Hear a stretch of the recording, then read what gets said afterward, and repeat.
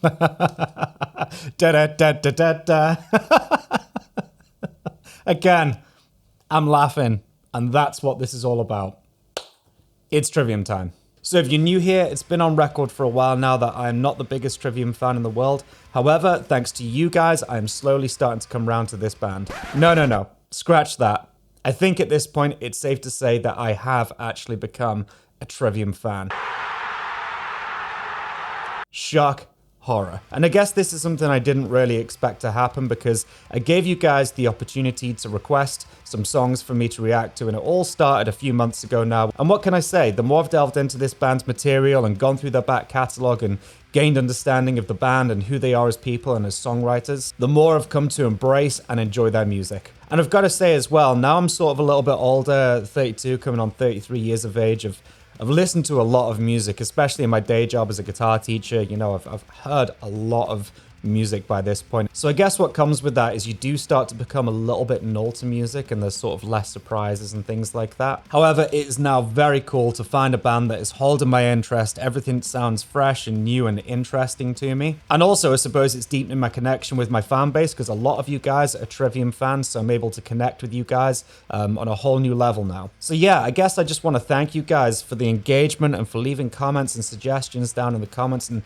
helping me to really see the value in this band. Without you guys, I would not be doing this. This all started with one reaction video and it's grown from there. So yeah, thank you guys. You've been absolutely incredible. One thing I do want to mention as well is the last reaction video we did actually caught Corey's attention. He actually left a comment on my Instagram post when I put the last video up saying that it was, he enjoyed the overall analysis of the song and my breaking it down. So yeah, I guess none of this would be happening if it wasn't for you guys. And Corey, if you happen to check this one out, thank you so much for watching my previous video. So that said, today we are moving on. We are moving on to the next album that I'm up to here, which is What the Dead Men Say. And you lucky guys, your Uncle Nihilist here is treating you to a double reaction today. That's right, double. I asked you guys what song I should react to from What the Dead Men Say, and a lot of you basically said don't even bother reacting to the first proper song without doing the intro beforehand because it leads into it so well. So for fear of getting told off in the comments and a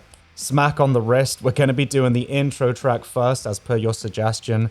That's called 9, and then that's going to go into the first proper song, I guess you could say, on the album, which is What the Dead Men Say. I have literally got no idea what this album has in store for me. With some of the other albums, I kind of had an idea of what to expect and what they sound like. However, everything I heard on the previous album, The Sin and the Sentence, really excited me. The presence of the new drummer and the energy that he brought to the band right out of the gate on the first track right there. So I'm really looking forward to seeing if they're going to keep up that same intensity that the last album had. I did find one quote on good old Wikipedia right here about the sort of composition and the influences and style and themes for this record. And there's a quote from Matt Heafy that says, "We found a really great place to exist in this world. We love melodic death metal, we love death and black metal, and we love hardcore. What the Dead Men Say is everything we do on one record." So that's a lot of extreme influences right there. And you know, if you combine what he said there with some of this imagery on the artwork, whatever that's supposed to be, it's very dark themes already. So that said, enough hanging around, let's get into it. This is 9 into What the Dead Men Say by Trivium. Let's do it.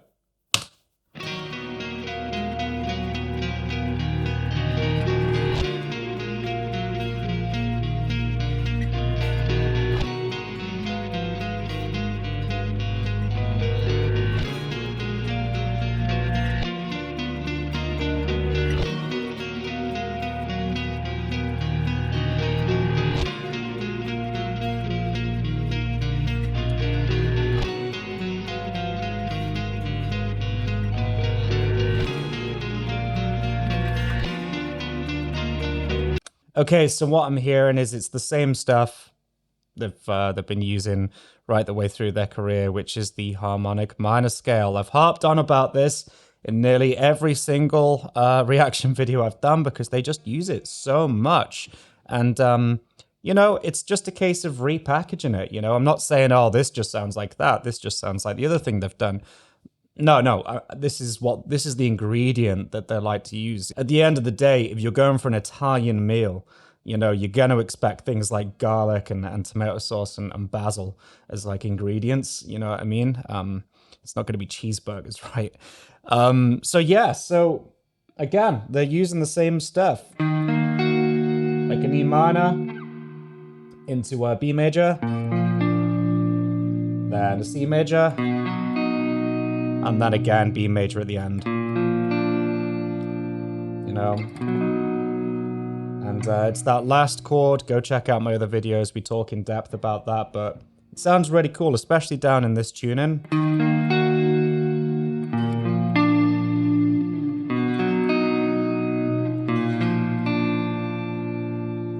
Nice. So again, if those are the ingredients that you enjoy using to write your music, it's just going to be a case of repackaging them, right? So this is very cool. Definitely sets the scene. It's very, very dark.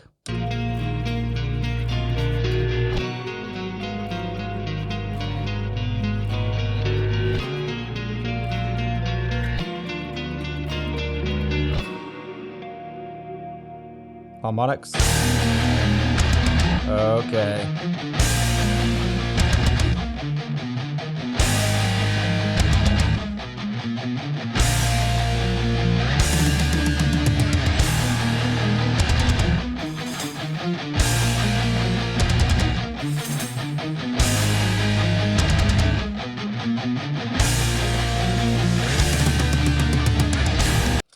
And the guitars sound really, really wide. They've got this very sort of boxy sounding guitar tone, again, which is kind of refreshing to my ears. You know, that their tone doesn't quite sound like anybody else that I listen to in this genre anyway, you know. It's definitely their sound with what they've got going on there.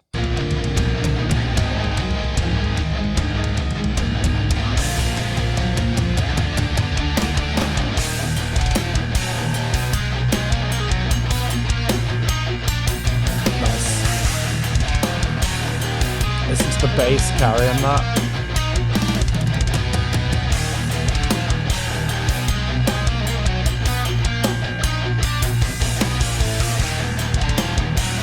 Love that little na na na na.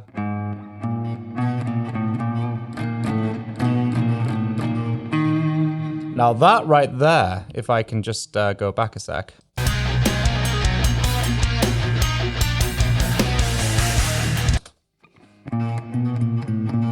That right there, that's tasteful use of chromaticism right there.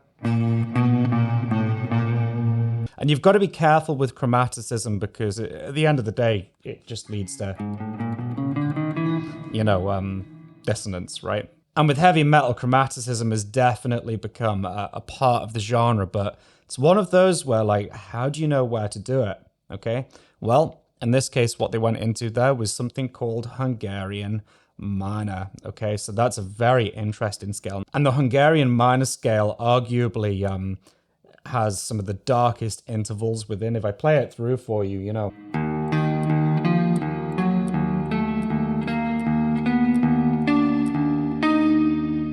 Okay, did you spot it?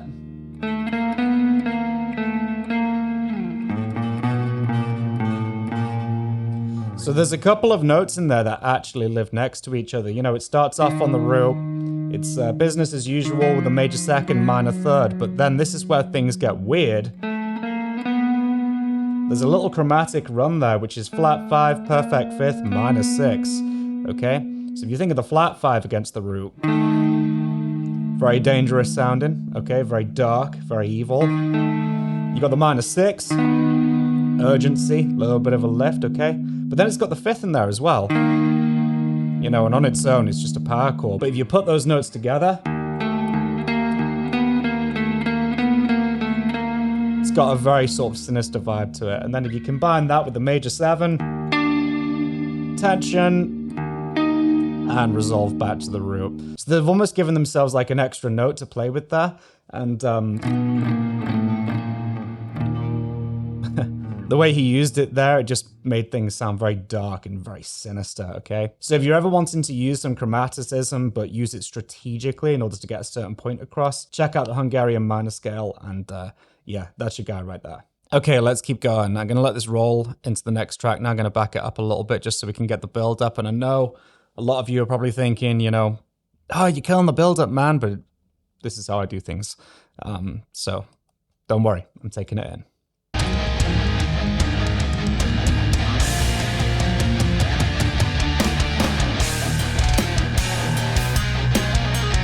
Very cool.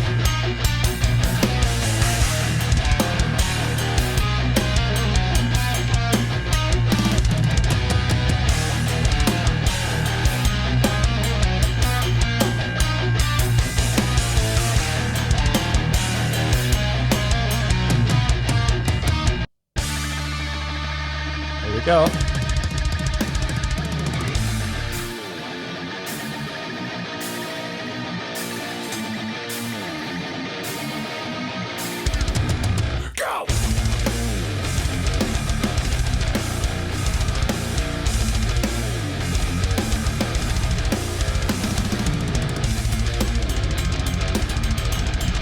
Okay, that's a very quirky riff, isn't it? It starts off on the major 7 into the root,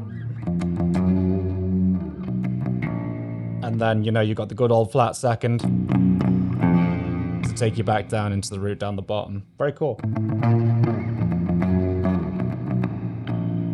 Like it. Very cool.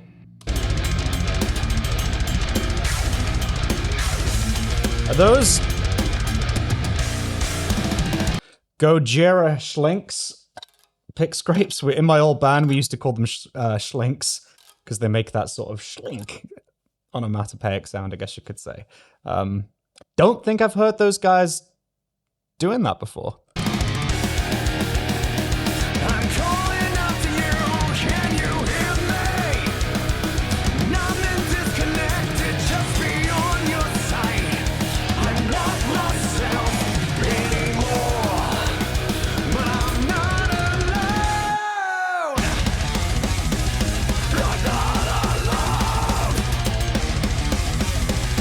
There it is again. That tasteful sort of chromaticism from the Hungarian minor scale thrown in there. And then also we're kind of back to what I mentioned with the Kirasute Goman thing. I think it was that song where just because they've got the 7 string, it doesn't mean they're constantly ragging away on that string. So when they do go down there, it has a little bit more of an impact. You know, that riff that was going on right there was, you know, paddling off of the 6th string, I guess you could say, or 5th string for me. You know, so they're going back and forth between the root note ideas rather than just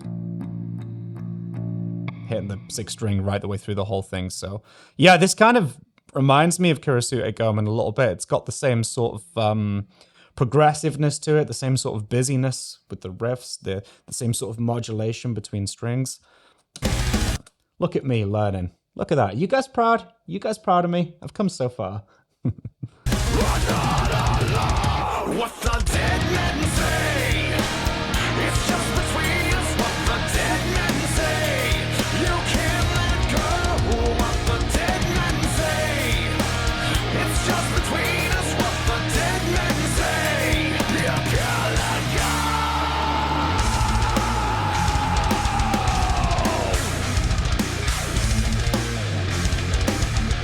I'll be real with you guys. I hate those pick schlink things. Like, I really don't like them. Like, but I'm not going to let that ruin the song. I'm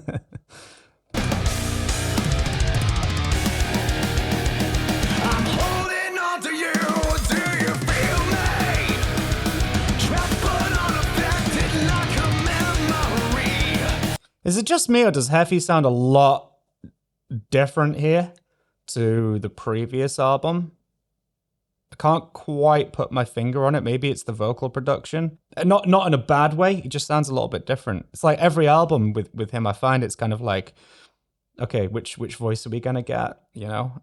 But he is a vocalist who's constantly been developing his style. But so far, what I'm hearing from this one, it definitely sounds a lot darker than the bits that I heard from the previous album. There was almost like a big positivity, you know, coming forward in the riffs and stuff like that, and the singing. Whereas this feels a little bit more darker than what was on the last album. But then again, I haven't heard all of Sin the Sentence. I could be wrong there, but just from the tracks that I heard. I'm waiting for a sign of life, and I can't let go. I can't let go. Love it. I can't let go. What the dead men say, it's just between us. What the dead men say, you can't let go. What the dead men say, it's just between us. What the dead men say, you can't let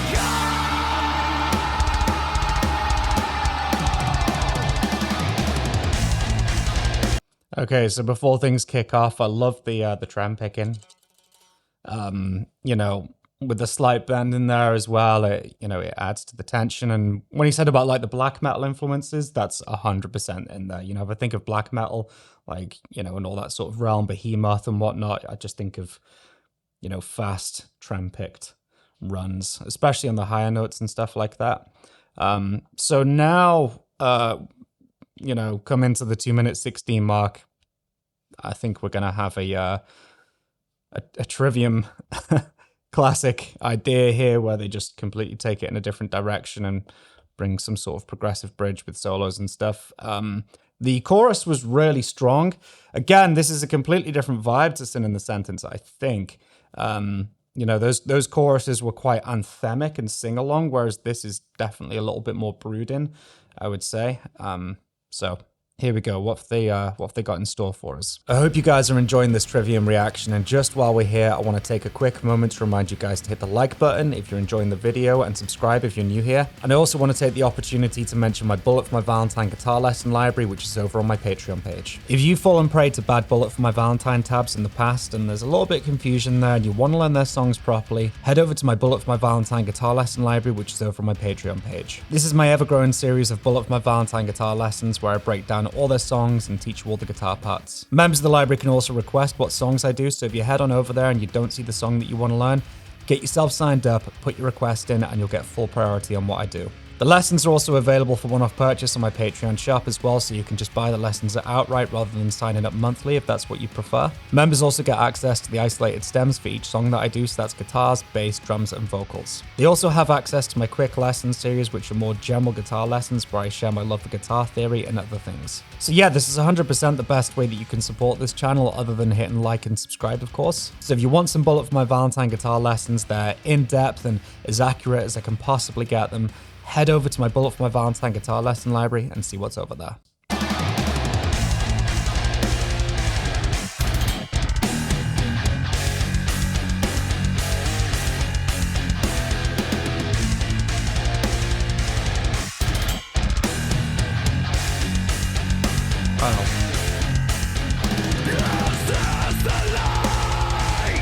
It's an odd chord. Start on. Again, it's the major 7th.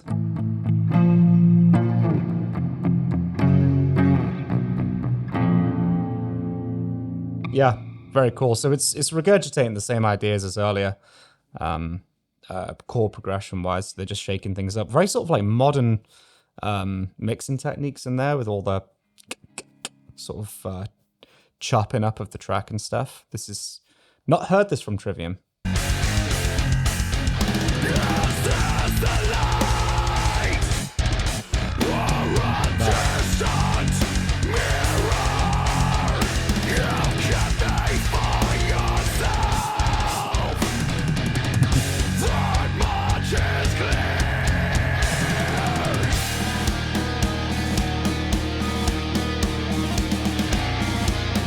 Very sort of machine head passages right there with the classical influence, and I guess the harmonic minor scale and classical music, classical influences kind of go hand in hand. But I've heard Machine Head do a lot of that thing over the years, and there's a little bit of this on Sin and Sentence as well. On that first track on that album, da na na na na na na, all the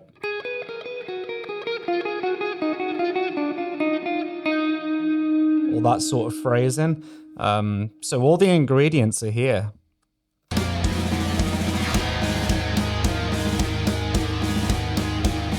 Almost military snare rolls.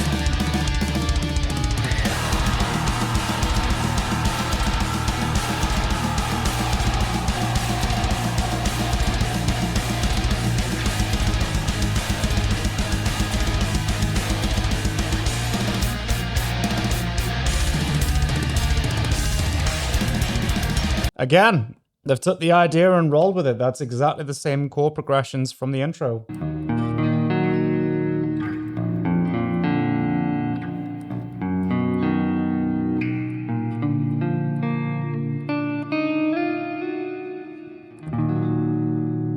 Very, very, very dark. And those sort of aggressive influences they mentioned in the wiki quote from earlier, really hearing it in there, you know.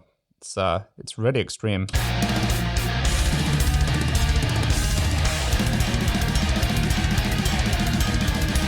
Drums. Intensity.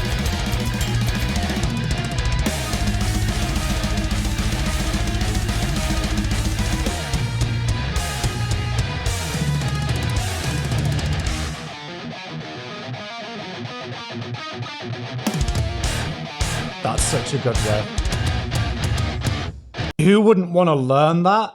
That is something that, as a guitar player, that would make me want to like pick up my guitar, you know, and go, oh, what are the notes there? You know what I mean? Start like trying to figure it out. And that's what it's all about, you know, for me anyway. You know, I think guitar players and heavy metal go hand in hand because there's that sort of intrigue there of musicianship, and you know, it's a very desirable art form in terms of execution on the instrument. And you know, it takes me back to when I was first hearing Metallica, you know, and hearing those riffs for the first time and thinking like, I want to be able to play that. Like, how are they doing that?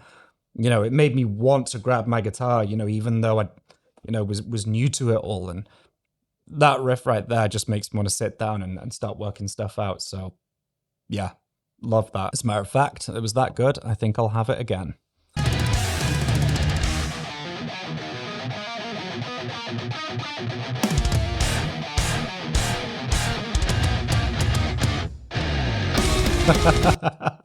Da da da da da da. Again, I'm laughing, and that's what this is all about. This is fun. This is fun. Let me just listen to that ending again.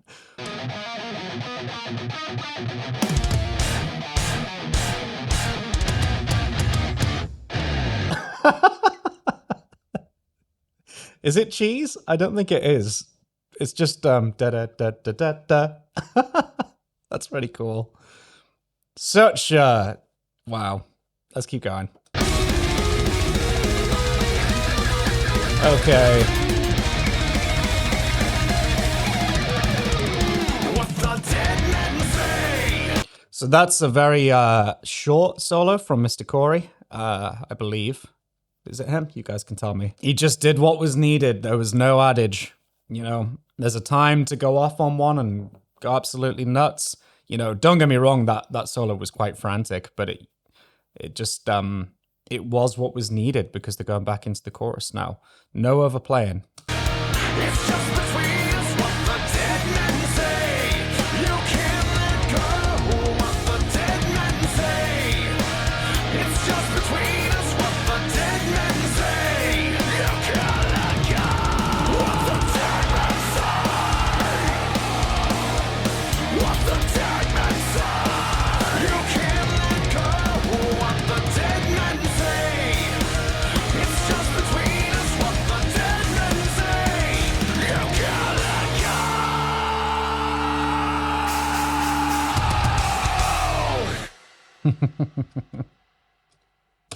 Wow, I want to keep going. What's Catastrophist like? Any good? The Defiant. There's one that you guys want me to do. I'm very conscious that there is new Trivium music coming soon, and I mentioned this in my last videos. You know, I've been trying to get through as much as I can beforehand just so I can be up to date. However, The Defiant is definitely a song I really want to listen to as well, because you guys have requested that one. However, as a conversation for another time, this song was great. Plus the intro, I totally get what you guys mean by, some songs are complemented by the setup. The last album didn't have one, it was just straight in, new drummer, confidence, we're here, big entrance. Whereas this one had that nice sort of slow build up, hinting at the tastes and flavors that we were going to hear later on through the chord progressions, stripping everything down a little bit. So yeah, this one definitely had a little bit more of a darker tone to it, coming off the back of the last one. It just seemed to be sort of less anthemic and epic in that sort of positive way, and a little bit more darker and a little bit more gnarly and angry. And I get the feeling that this could be like a really dark record for them. If the intro was the setup for this song kind of feels like the setup for the entire album. I could be way out there. I could be very, very wrong. But it was really cool to hear some of like the Shogun influence in there. On this one, there was a load of modulations and quite a bit of progressiveness within the riffs. And I kind of like it. It doesn't feel like, just a part two of what I've already heard. From the last two songs on the previous record. This kind of feels like its own entity. So there you go, guys. I guess that's the video. Very, very cool song right there. And I want to hear from you down below which song from this album I should do next. Should it be The Defiant or should it be Catastrophist? I'm guessing it's going to be one of those two, because I've seen those titles floating around in the comments down below quite a bit. So yeah, let me know which one you want me to do, and I will get to it as soon as I can, because I know that you guys are dying for me to get to Court of the Dragon. I think that's what the next album's called, right? And again, I've got zero expectation on that album. I've got no idea what it sounds like. So yeah, let's get through another one of these, and then let's move on to Court of the Dragon. Don't forget to hit the like button if you had a good time today. If you guys want to support me on Patreon, the link is down below for you. And if you want one-to-one guitar lessons online with me, the link is down below in the description for you as well. So once again, thank you so much for watching. This has been Trivium. You guys have been incredible. I've been Alice92, and I will see you guys in the next one. Take care, guys. Peace.